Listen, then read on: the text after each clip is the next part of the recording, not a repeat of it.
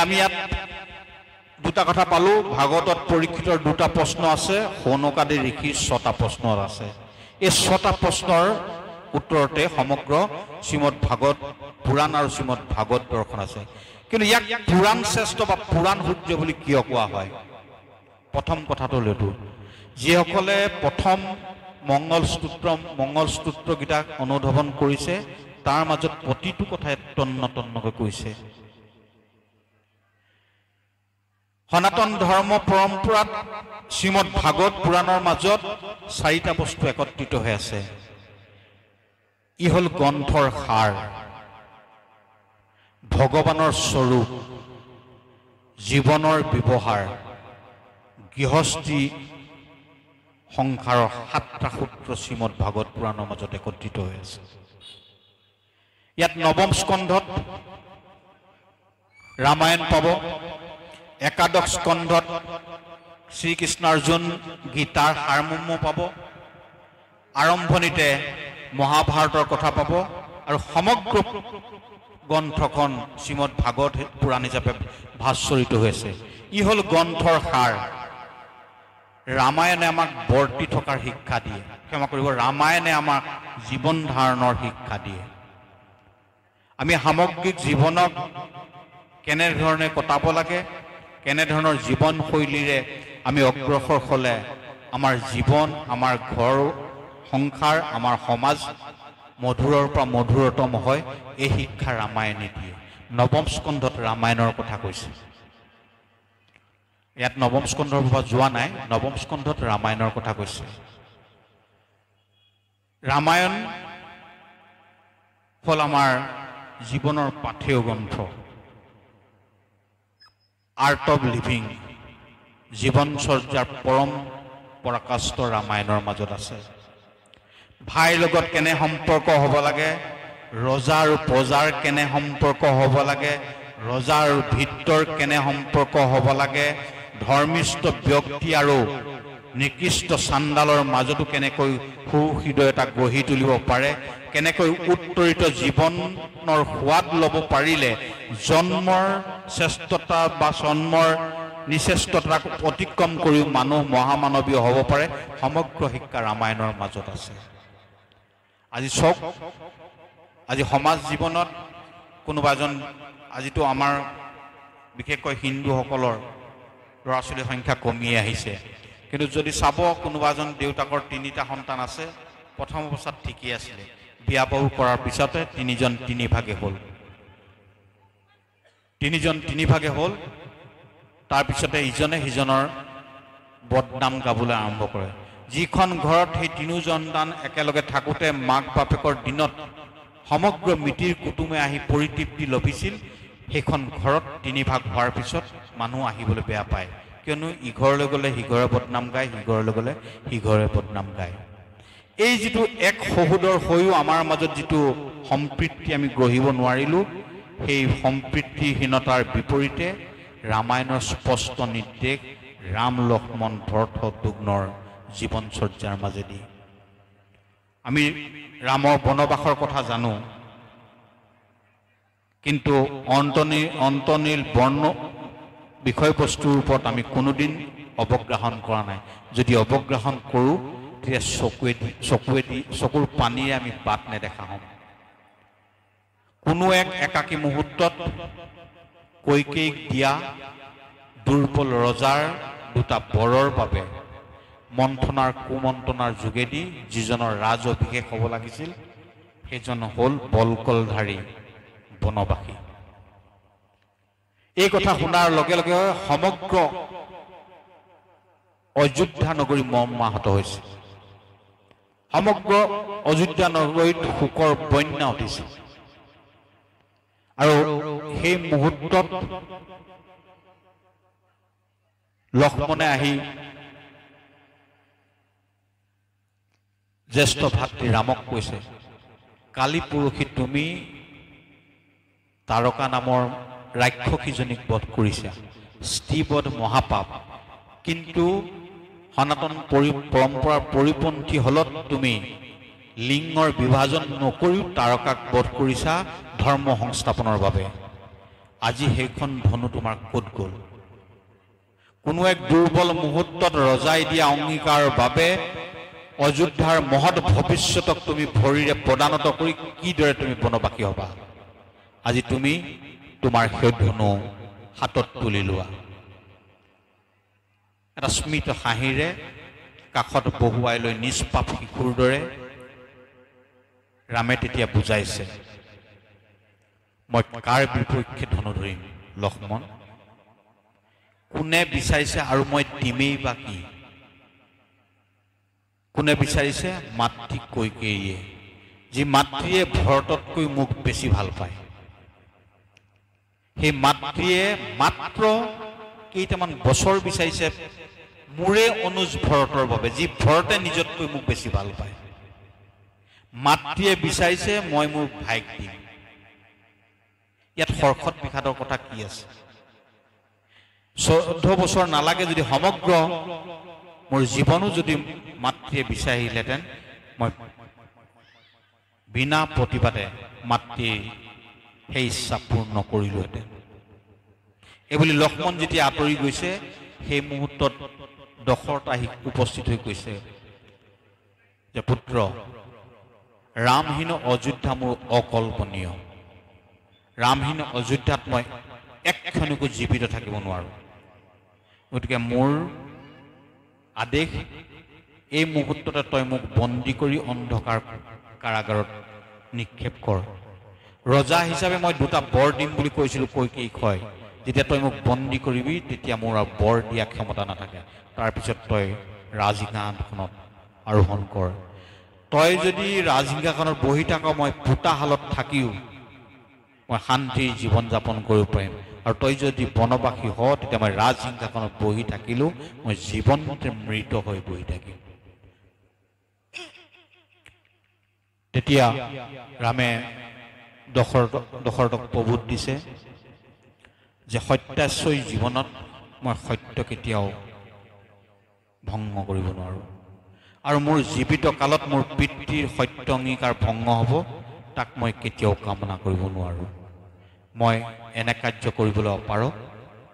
গতিকে এই মুহূৰ্ততে মই বনলৈ যাবলৈ প্ৰস্তুত, আৰু ইয়াত মোৰ কোনো ধৰণৰ মনৰ আক্ষেপ নাই। ই মোৰ জীৱনৰ বাবে এটা পৰম প্ৰশান্তি যে মই পিতৃৰ বাবে কিবা এটা কৰিবলৈ সুবিধা পাইছোঁ।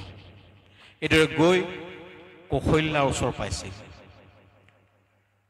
কৌশল্যাই ৰামক কৈছে যে যদি এজন ৰজাৰ আদেশ হ'লহেঁতেন, সেই ৰজাৰ শ্ৰেষ্ঠ পাটৰাণী হিচাপে, মুখ্য পাটৰাণী হিচাপে সেই আদেশ মই খণ্ডন কৰিলোহেঁতেন।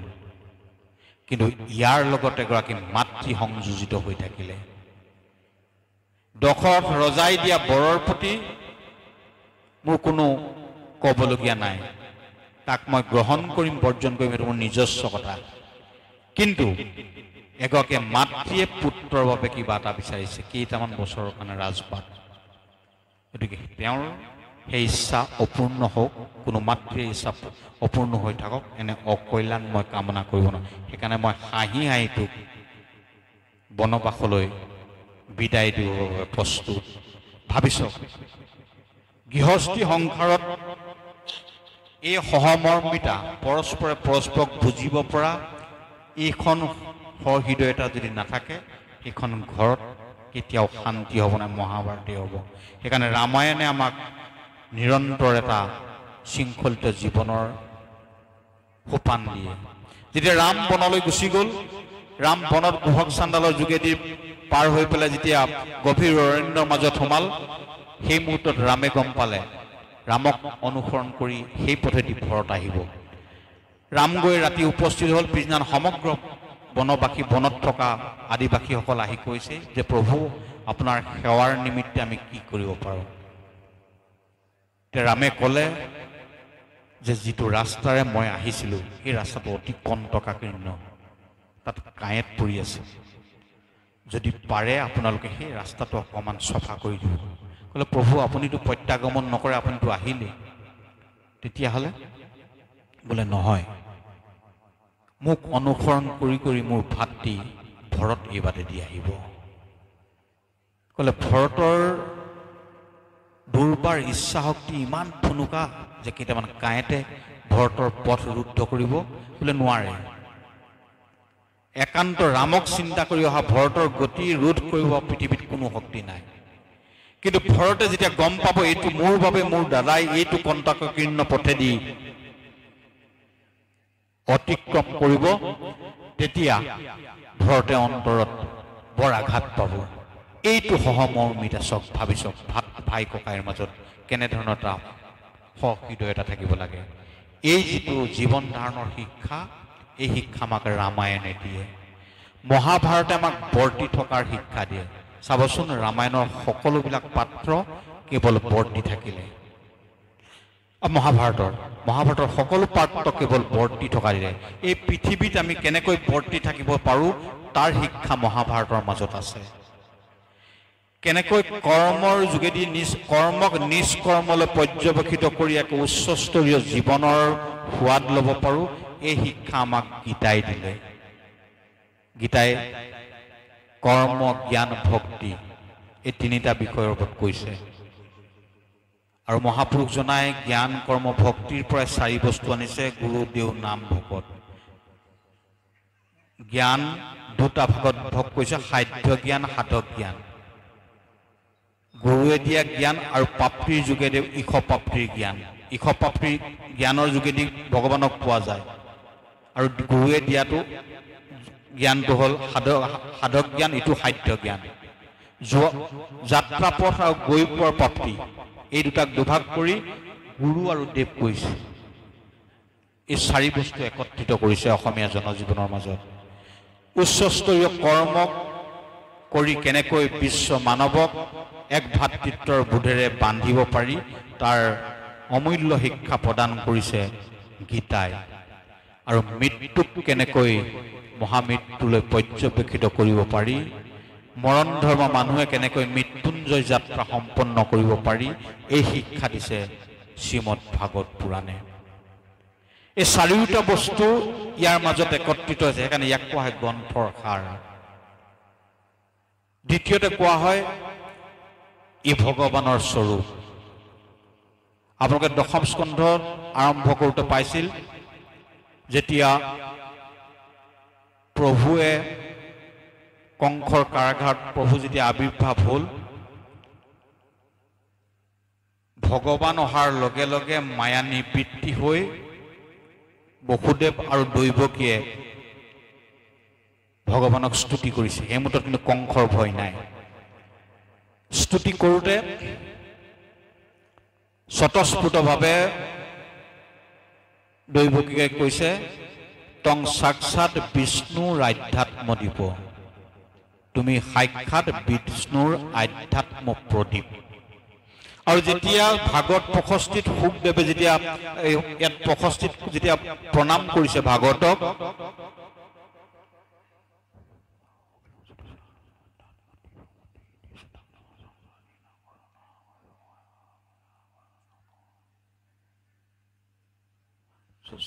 ইয়াতো প্ৰথম 65ত আধ্যাত্ম দীপমতীতি শতাংত মুণ্ডং সংসাৰীনাং কৰুণয়াহ পুৰাণ গুজ্জম তং ব্যাস সোনুং মুপজামি গুৰুং মুনিনাম। শুকদেৱক প্ৰণাম কৰিছে। তং সাক্ষাৎ আধ্যাত্ম দীপমতীতি শতাংত মুণ্ডম। শ্ৰীমদ ভাগৱত পুৰাণ হ'ল আধ্যাত্ম প্ৰদীপ। অজ্ঞানতাক নাশ কৰি পৰম সত্যক উদ্ভাসিত কৰা আধ্যাত্ম প্ৰদীপ। কি কাৰণে কৈছে? সংসাৰীনাং কৰুণয়াহ পুৰাণ গুজ্জম, কেৱল সংসাৰীসকলৰ বাবে, সংসাৰীসকলৰ পৰিত্ৰাণৰ বাবেই কৃপা কৰি শুকদেৱে ইয়াক বৰ্ণনা কৰিছে। অৰ্থাৎ ভাগৱত আৰু ভগৱান অভিন্ন। ইয়াৰ প্ৰতিটো পংক্তিৰ মাজত ভগৱান মূৰ্তৰূপে প্ৰকাশিত হৈছে। 10মৰ প্ৰায়বিলাক অধ্যায়ৰ মাজতে কৃষ্ণ বস্তু নিষ্পন্ন হৈ আছে। য'তেই চাব, বেণুগীতত চাওক, কংসৰ কাৰাগাৰত চাওক, আপুনি এইপিনে গজেন্দ্ৰ উপাখ্যানত চব প্ৰতিটো স্থানত ভগৱান মূৰ্ত ৰূপে ইয়াত পৰিণত হৈছে। সেইকাৰণে কোৱা হয় ই হ'ল গ্ৰন্থৰ সাৰ, ই হ'ল ভগৱানৰ স্বৰূপ। সেইকাৰণে ভগৱান আৰু ভাগৱত কেতিয়াও অভিন্ন নহয়। য'তেই ভাগৱত ততেই ভগৱান, য'তেই ভগৱান ততেই ভাগৱত। ই গ্ৰন্থ নহয়, ই সাক্ষাৎ ভগৱানৰ প্ৰতিমূৰ্তি। আৰু ইয়াত সেইকাৰণে প্ৰথমতে ভাগৱত পাঠৰ প্ৰথমতে আপোনালোকে পাইছিল মূৰ্তি চৰণত, প্ৰথম দ্বিতীয় স্কন্ধে চৰণ দুটই বুলি যিটো আৰম্ভ কৰি দ্বাদশ সংক্ষেপ পৰম ব্ৰহ্মৰ দ্বাদশ অংশকে প্ৰতিভাত কৰি সম্পূৰ্ণৰূপে ইয়াত প্ৰতিটো পংক্তিৰ মাজত যে তেখেত পূৰ্ণৰূপে প্ৰতিভাত হৈ আছে এই কথা সগৌৰৱে স্বীকাৰ কৰি গৈছে। ইয়াত আছে জীৱনৰ ব্যৱহাৰ। আমি বহু ধৰণৰ কথাই কওঁ, অপ্ৰয়াস মন্তব্য কাৰণে সমাজ জীৱনক কেতিয়াবা অস্থিৰ কৰি তোলোঁ, কিন্তু আমি জীৱন সম্পৰ্কে কিমান দায়বদ্ধ বা কিমান সচেষ্ট। আমি জীৱন জীৱন বুলি যাক কৈ থাকোঁ, জন্মৰ পৰা মৃত্যুৰ পৰিব্যাপ্তি যদি জীৱন হয়, সেই জীৱনটো কাছৰো আছে, অন্যান্য জীৱ জন্তুৰ আছে, আমাতকৈ দীঘল জীৱন আছে। তেওঁলোকৰ জীৱনবিলাক দীঘল আছিল, সেইবিলাক জীৱনে বেছি দিনীয়া। ভাৰতীয় পৰম্পৰাত এটা কথা কৈছে, জীৱন বছৰৰ দৈৰ্ঘ্যৰে দীৰ্ঘায়িত নহয় বা তাক জুকিব পৰা নাযায়। জীয়াই থকা দিনকেইটাক কলাত্মক ৰসাত্মক ৰূপে আৰ্হি আদৰ্শৰ সোপান ৰূপে প্ৰতিষ্ঠিত কৰি যাব পৰাটোহে জীৱন। ই বছৰ কিমান বছৰ মই জীয়াই থাকিলোঁ ডাঙৰ কথা নহয়। মই জীৱন কালত মোৰ জীৱনে আন 10জনক অনুপ্ৰাণিত কৰিব পৰাকৈ কিবা এটা কৰি গ'লো নাই। যদি গ'লো সেইটোহে জীৱন। এই ভাগৱতে আমাক সমগ্ৰ জীৱনৰ ব্যৱহাৰ শিকায়। আমাৰ জীৱনৰ কেইবাটাও পৰ্যায় আছে। এটা ব্যৱহাৰিক জীৱন, এটা পাৰিবাৰিক জীৱন, এটা সাংসাৰিক এটা ব্যৱহাৰিক জীৱন, এটা সামাজিক জীৱন, এটা পাৰিবাৰিক জীৱন আৰু এটা একাকী জীৱন, যিটোক লৈ মই উত্তৰণ ঘটাম। ব্যৱহাৰিক জীৱনত আমি পৰিশ্ৰম কৰিবলৈ শিকিব লাগিব। অপ্ৰয়াসে ধন আহৰণৰ প্ৰৱণতা ঈশ্বৰ প্ৰাপ্তিৰ অন্তৰায়। অসৎ উপায়েৰে ধন ঘটা,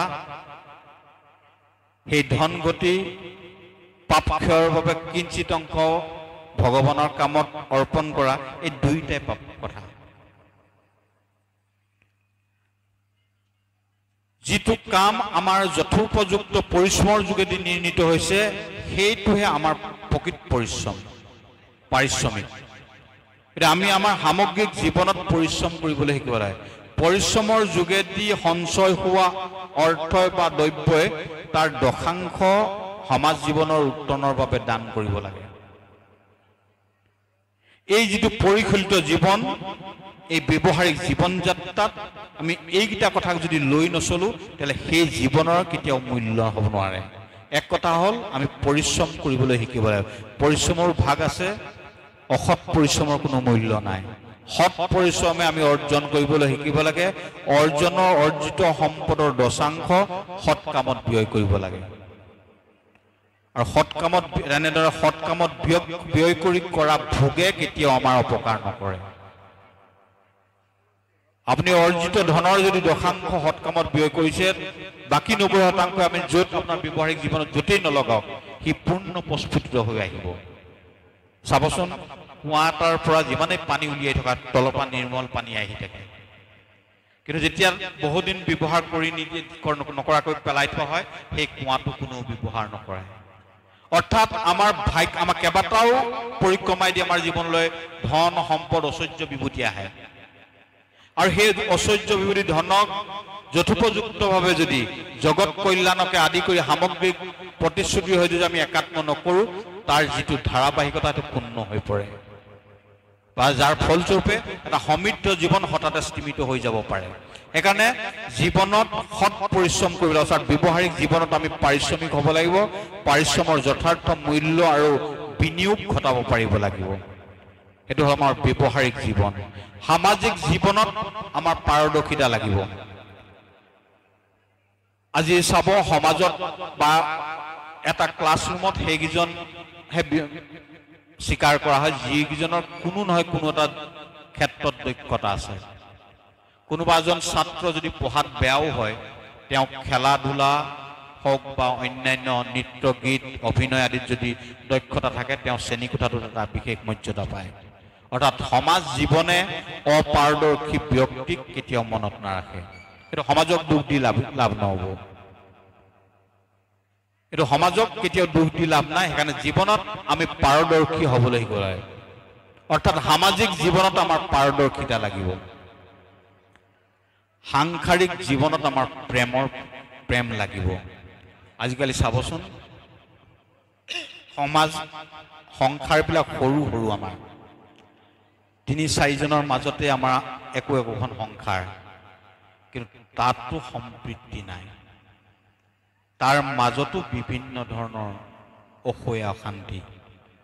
ইয়াৰ মূলভূত বস্তু হ'ল প্ৰেমৰ দৈন্যতা। প্ৰেমৰ দৈন্যতাৰ বাবে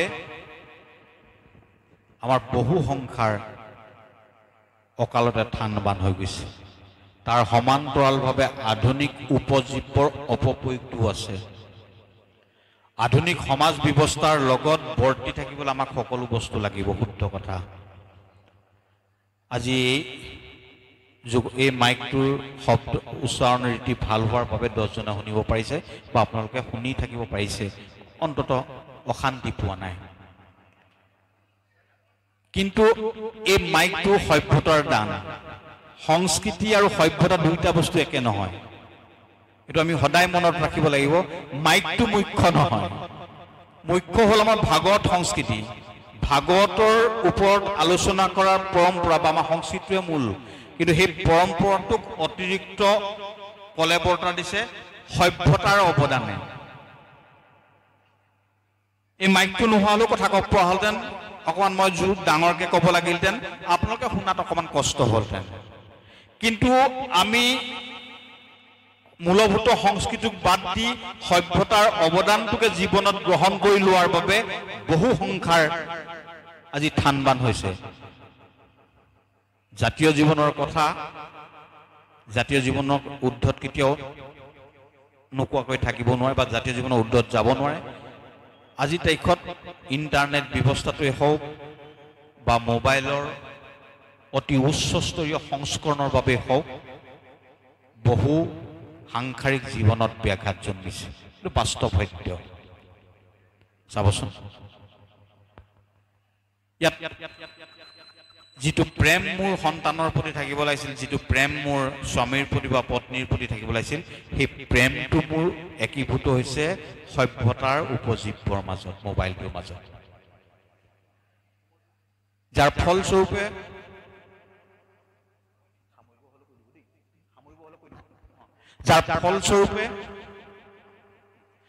ফলস্বৰূপে আধুনিক উপজীৱক অত্যাধিক আদৰি লোৱাৰ বাবে আমাৰ সমাজ ব্যৱস্থাৰ মাজত এটা প্ৰভাৱ পৰিছে।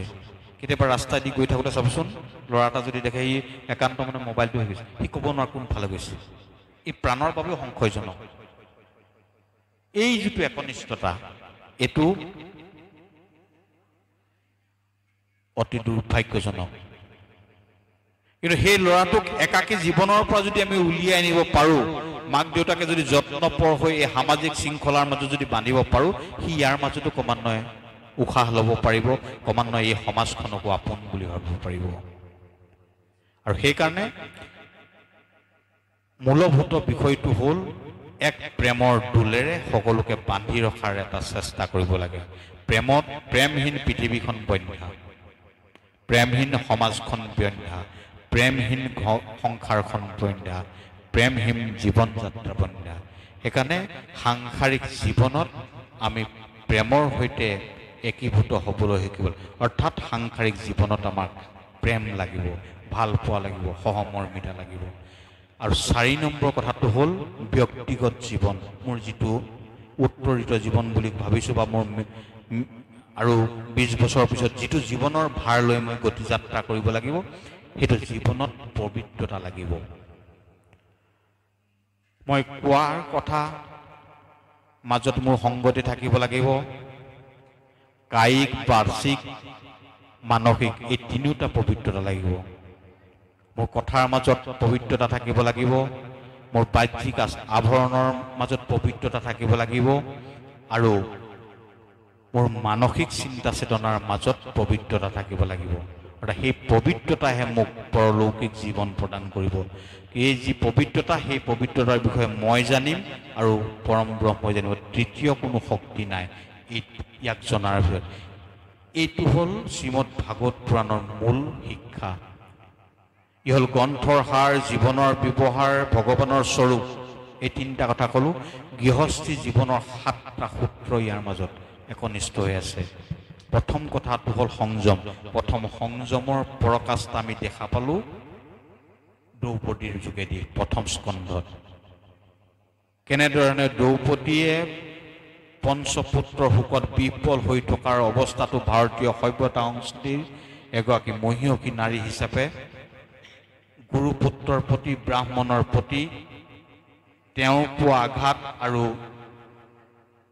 পুত্ৰ হত্যাৰ পিছত গুৰুমাতাই পাব পৰা আঘাতৰ যিটো সহমৰ্মিতা, এইটোৱে ভাগৱত ধৰ্ম কৰিছে। তাতেই সেই ভাগৱত ধৰ্মৰ যোগেদি তেখেতে সন্তুষ্টি লাভ কৰিব পাৰিছে। দ্বিতীয় কথাটো হ'ল সংযম। কিমান দূৰ সংযম হ'লে আমি জীৱনক এটা উত্তৰিত গতি দিব পাৰোঁ, সেই সামগ্ৰিক কথা শ্ৰীমদ ভাগৱত পুৰাণৰ মাজতে একনিষ্ঠ হৈ আছে। 9টা বাজিব হ'ল।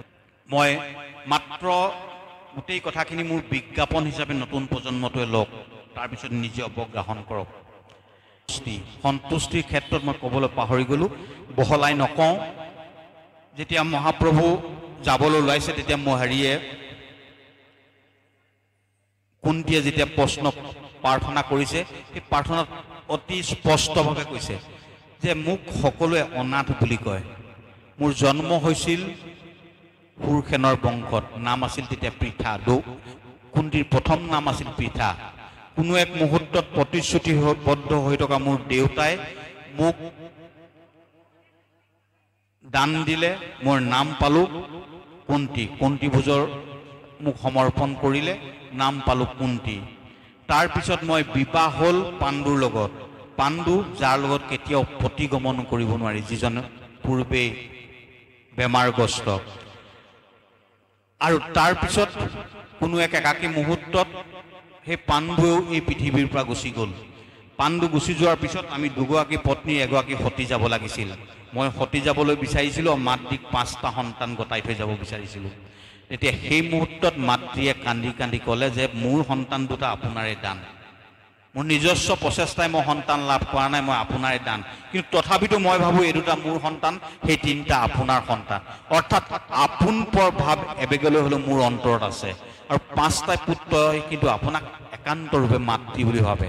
গতিকে মই এই পঞ্চপুত্ৰক জীৱনৰ উত্তৰিত শিক্ষা দিব নোৱাৰিম শুদ্ধভাৱে।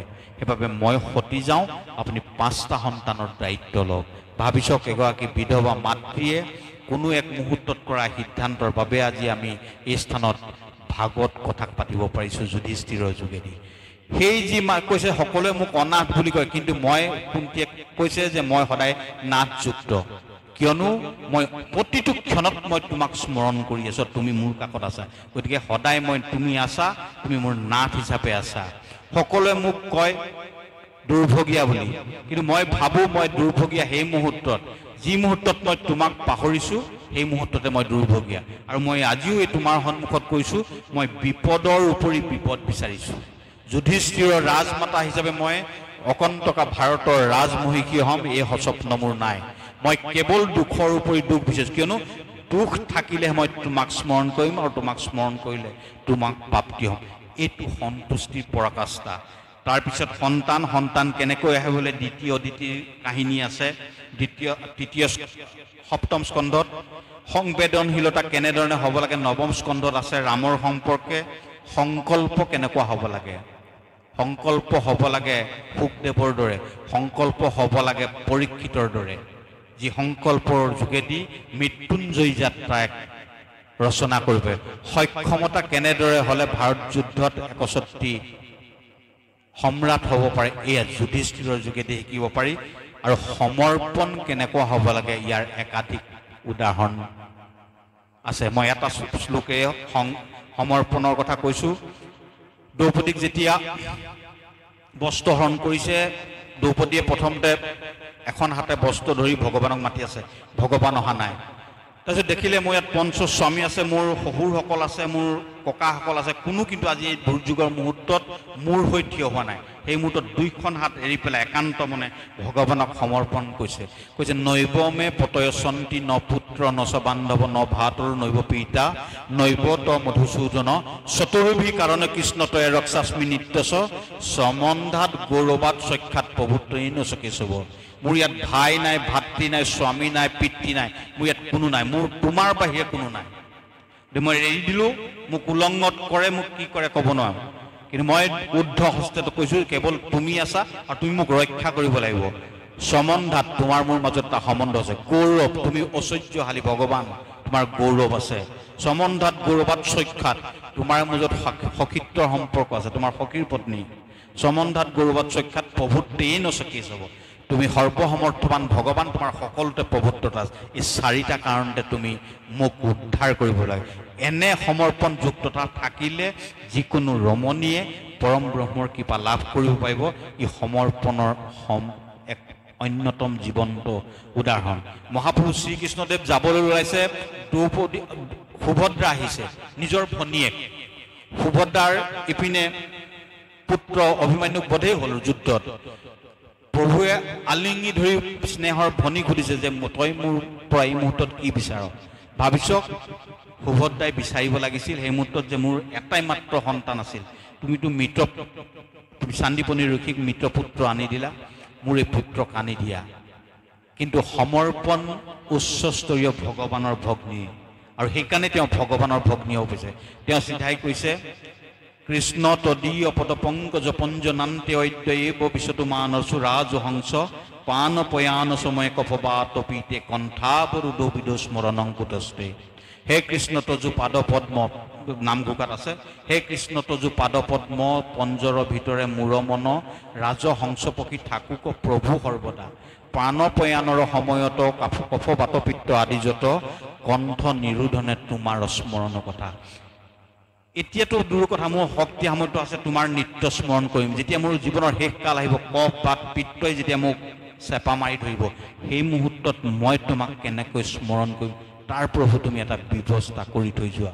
সমৰ্পণ যদি এনে উচ্চস্তৰীয় হয়, তেতিয়াহ'লে ভগৱানৰ ভগ্নী ৰূপেও জন্মগ্ৰহণ কৰিব পৰা যায়। ইয়াতকৈ আটাইতকৈ গুৰুত্বপূৰ্ণ মই কেইটামান কথা কৈ থৈ গৈছোঁ। ইয়াৰ মাজত আছে ষষ্ঠ স্কন্ধত আছে সৰ্ববিঘ্ন নাশক বিজয় আৰোগ্য আৰু ঐশ্বৰ্য প্ৰদায়ক নাৰায়ণ কৱচ। কেতিয়াবা যদি সময় হয় কেতিয়াবা মই নাৰায়ণ কৱচ হয়, গৃহস্থী ধৰ্মক সমৃদ্ধ কৰিব পৰা সৰ্ববিঘ্ন নাশক বিজয় আৰোগ্য। মই নতুন প্ৰজন্মৰ যিসকল ব্যক্তি আছে মই তেখেতসকলক কওঁ যে ভাগৱত নিজৰ ধৰ্ম, ভাগৱতটো প্ৰদৰ্শনমূলক ধৰ্ম নহয়। আত্মমুখী চেতনাই যদি ভাগৱতৰ মাজত অৱগাহন কৰে, জীৱনৰ সকলো সমস্যাৰ সমাধান আছে। মই তাৰ মাত্ৰ কেইটামান সমাধানৰ কথা কৈ থৈ গৈছোঁ। ইয়াৰ মাজত আছে নাৰায়ণ কৱচ। আমি জীৱনত কি বিচাৰোঁ? ঐশ্বৰ্য বিভূতি বিচাৰোঁ। আমি সকলো বাধা বিঘ্নিৰ ঊৰ্ধত বিচৰণ কৰিব বিচাৰোঁ। এই সকলো ঊৰ্ধত বিচৰণ কৰিব এক আমোঘ অস্ত্ৰ আছে, নাৰায়ণ কৱচ ষষ্ঠ স্কন্ধত আছে।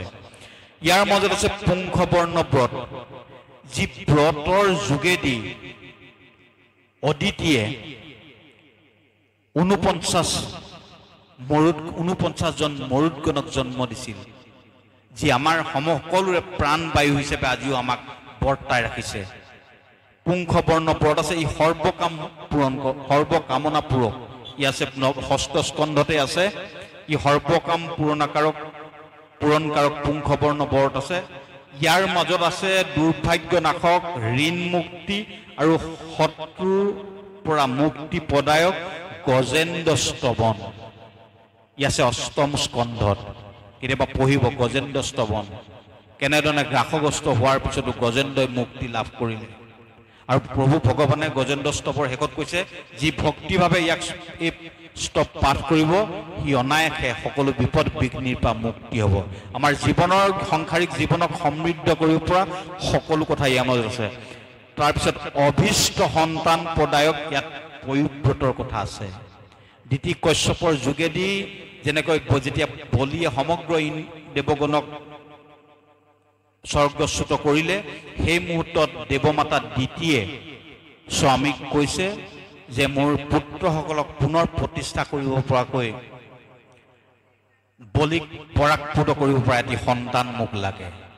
এতিয়া কৈছে যে পৰম বৈষ্ণৱ বলি ব্ৰাহ্মণ আৰু বৈষ্ণৱসকলৰ দ্বাৰা ৰক্ষিত, গতিকে বলিক পৰাভূত কৰিব পৰা কোনো শক্তি এই মুহূৰ্তত নাই। কিন্তু তথাপি যদি তুমি অখাদ্য সাধন কৰা, যদি পবিব্ৰত কৰা, এই পবিব্ৰতৰ যোগে যি পুত্ৰ জন্ম হ'ব, সেই পুত্ৰই তোমাৰ অগ্ৰজ ইন্দ্ৰৰ পুনৰ স্বৰ্গপ্ৰাপ্তিৰ সহায়ক হ'ব। আৰু সেই পবিব্ৰত ব্ৰত ধাৰণ কৰিয়ে দ্বিতীয়ে বামন ভগৱানক জন্ম দিছে। অৰ্থাৎ মনোমত পুত্ৰ লাভৰ অভীষ্ট সোপানৰূপে শ্ৰীমদ ভাগৱতৰ অষ্টম স্কন্ধত পবিব্ৰতৰ কথা আছে। ইয়াৰ উপৰিও আছে পেটত্ব বিমুক্তি প্ৰদায়ক, সকলো আমি ধুন্দুকাৰীৰ কথা জানো। আৰু জীৱনৰ সমৃদ্ধ ভক্তি মাৰ্গক সমৃদ্ধ কৰিব পৰা ভক্তি জ্ঞান বৈৰাগ্য, ভক্তিৰ দুই পুত্ৰ জ্ঞান বৈৰাগ্যক উজ্জীৱিত কৰিবৰ বাবে চতুষ্চনকে কৰা ভাগৱতৰ কথা আছে। সমগ্ৰ সাংসাৰিক জীৱনৰ পৰিত্ৰাণৰ সোপান এই ভাগৱতৰ মাজত আছে। সেয়ে মই ভাবোঁ নতুন প্ৰজন্মই ভাগৱতৰ ওপৰত কিছু অনুপ্ৰৱেশ কৰাৰ ক্ষণ আহি পৰিছে। চক সমাজখন বিচৰিত হৈ গৈছে। আজিকালি চাব অপ্ৰয়াস মন্তব্যকৰণৰ যোগেদি নতুন প্ৰজন্ম বহুদা ধাবিত হৈছে। আজি চাব সন্মুখত থাকি এষাৰ কথা নকোৱা এটা ল'ৰাই ছ'চিয়েল মিডিয়াত বা যিকোনো সামাজিক মাধ্যমত আমেৰিকাৰ ৰাষ্ট্ৰপতিয়ে কি কৰিব লাগে তাৰ উপদেশ দিয়ে। কোনোবা এজনৰ অভাৱগ্ৰস্ত হৈ কেতিয়াবা চৌৰ্য কাৰ্য কৰিছে, কোনোবাই চুৰ কৰা মহাপাপ, মই তাক সমৰ্থন নকৰোঁ।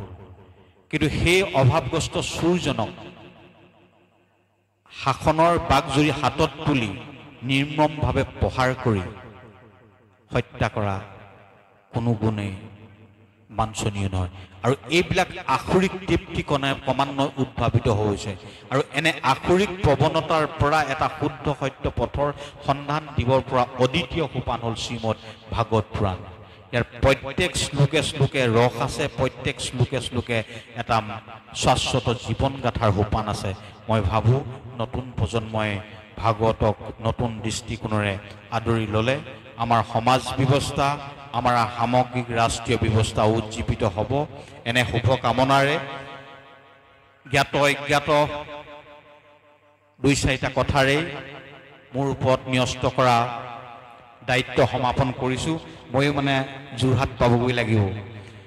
যদি ভৱিষ্যতে কেতিয়াবা সময় সুবিধা মিলে আকৌ আহিম, পুনৰ ব্যাখ্যা কৰিম। মই বিষয় অনুক্ৰমিক ভাগৱতৰ মাজত অৱগ্ৰহণ নকৰিলোঁ, এইকাৰণে নকৰিলোঁ কাৰণ ইতিমধ্যে দশমৰ মধ্যম ভাগত উপস্থিত হৈছে, বাল লীলা সম্পূৰ্ণ হৈছে। এই মহাপ্ৰভুৱে এই বাল লীলা তিনিটা ৰূপতে কৰিছে। সচ্চিদানন্দ ৰূপায় বিশ্ব উৎপত্তি আদি হেতুবে তাপত্ৰয় বিনাশায় শ্ৰীকৃষ্ণং বয়ং নম। প্ৰভুৱে আদি দশম, মধ্য দশম, শেষ দশম, এই তিনিটাৰ সচ্চিদানন্দ ৰূপায় বিশ্ব উৎপত্তি আদি হেতুবে তাপত্ৰয় বিনাশায় শ্ৰীকৃষ্ণং বয়ং নম। সচ্চিদ আনন্দ, প্ৰেমঘন, প্ৰতাপঘন, প্ৰজ্ঞাঘন।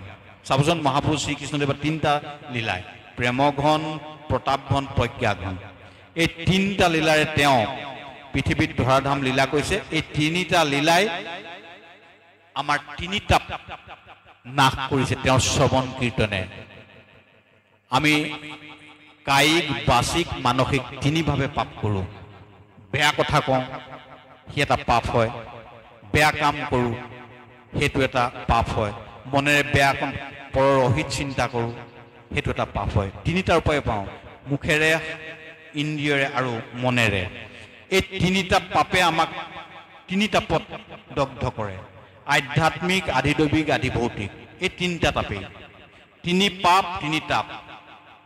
আধ্যাত্মিক আদিদৈৱিক আদিভৌতিক এই তিনি তাপৰ পৰা পৰিত্ৰাণ দিব পৰা একমাত্ৰ গাথা হ'ল সচ্চিদানন্দ স্বৰূপ প্ৰেমঘন প্ৰতাপঘন প্ৰজ্ঞাঘন প্ৰভুৰ দিব্যলীলা গুষ্ঠলীলাত প্ৰভুৱে প্ৰেমঘন মূৰ্তি চাবচোন ৰাস ক্ৰিয়া কৰি কংস বদলকে প্ৰভুৱে চেণ্ডেলো পিন্ধা জোতা চেণ্ডেলো পিন্ধা নাই কি কয় চিলাই কৰা কাপোৰ পিন্ধা নাই অস্ত্ৰ ধৰা নাই এইবিলাক কাম কৰা নাই কেশ মৰ্দন চুলি কটা নাই সোণৰ অলংকাৰ পিন্ধা নাই এইকেইটা কাম কৰা নাই এই পাঁচটা কাম কৰা নাছিল কি কাৰণে কৰা নাছিল সমনীয়াখিনিয়ে যাতে তেখেতক বেলেগ বুলি নাভাবে ইয়াত যিজন মানুহ অত্যাধিক সাজ সজ্জাৰ মাজত পৰিৱৰ্তন আছে সেই মানুহজনক প্ৰত্যেকে বেলেগ দৃষ্টিয়ে চায় যাতে প্ৰভুৱে কোনো কাৰণতে তেখেতৰ অনুচৰসকল তেখেতৰ সংগীসকলৰ ভাৱ যাতে বিচ্ছুৰিত নহওক তেওঁৰ পৰা সেইবাবে এই পাঁচটা কাম কৰা নাই কেৱল প্ৰেমৰ মধুৰ মূৰ্তিৰূপে তেখেতে কৰ্ম সম্পাদন কৰিছে তাৰপিছত কংস বধ কৰাৰ পিছতে প্ৰভুৱে শিক্ষা গ্ৰহণৰ কাৰণে চান্দিপনী আশ্ৰমলৈ গৈ 64 দিনত 64 কলা শিকি তাৰপিছত মথুৰালৈ প্ৰত্যাগমন কৰিছে তাত কংসবধৰ পিছত জৰাসন্ধৰ অত্যাচাৰৰ বাবে প্ৰভুৱে তাত নাথাকি কেৱল মাত্ৰ যুদ্ধৰ যোগেদি পদাতিক বা অন্যান্য সৈন্যক্ষয় ৰোধ কৰিবৰ বাবে দ্বাৰকালৈ গুচি গৈছে দ্বাৰকাৰ পৰা তেওঁ প্ৰতাপঘন সহ্য বিজ্জশালী দ্বাৰকাৰ পৰা তেওঁ দুষ্টক দমন কৰিছে দুষ্টক দমন কৰি ৰাজ্য প্ৰতিষ্ঠা কৰি এজন প্ৰতাপী দিব্যপুজ যাদৱ ৰূপে তেখেত প্ৰতিভাত হৈছে তাৰপিছত গৈ গৈ গৈ গৈ মহাভাৰতৰ যুদ্ধৰ প্ৰাৰম্ভত অৰ্জুনৰ ৰথৰ সাৰথী ৰূপে গীতা জ্ঞান প্ৰদান কৰাৰ পৰা জীৱনৰ শেষ খণ্ডত অস্বস্থ বৃক্ষ তলত উদ্ধৱ মৈত্ৰীয় বিদ্ৰোহ প্ৰমুখ্য কৰি দি যোৱা পৰমাৰ্থিক জ্ঞানৰলৈকে তেওঁ জ্ঞান মূৰ্তি প্ৰজ্ঞাঘন ৰূপে